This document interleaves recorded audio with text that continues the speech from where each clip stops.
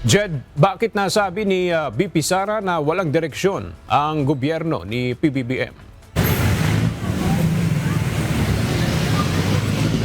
Aga hindi umano nagtatanong si Pangulong Ferdinand Marcos Jr. tungkol sa trabaho. Ito ang binigyang diin o binigay na dahilan ni Vice President Sara Duterte kung bakit niya nasabing walang direksyon ang governance ng kasalukuyang administrasyon.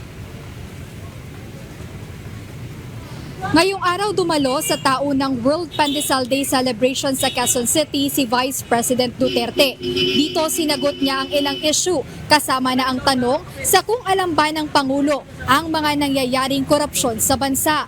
Partikular na inihalimbawa nito ang noon pang laptop scandal sa Department of Education.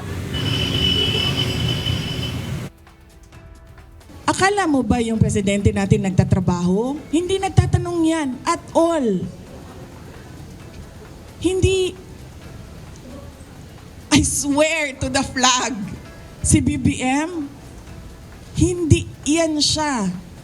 Nagtatanong ng trabaho at all.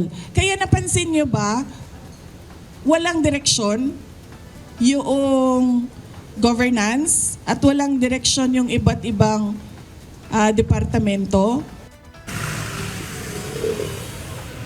Ayon kay VP Duterte, lahat ng kanyang ginawa noong siya pa ay kalihim ng DepEd o bahagi ng gabinete ng Marcos administration ay personal niyang desisyon at wala aniyang partisipasyon ang Pangulo. Dagdag pa ng Vice Presidente na hindi aniya nagbibigay ng command o nagsasabi ng direktiba si Pangulong Marcos Jr.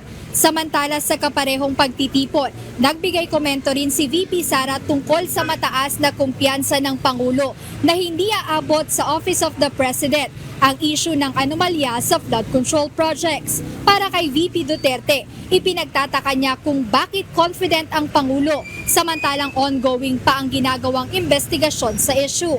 Aniya, maaaring alam na ng administrasyon ang kalalabasan ng inquiry sa flood control projects anomaly. Kaya ganoon na lang ang kumpiyansa nito na hindi madadawit sa usapin.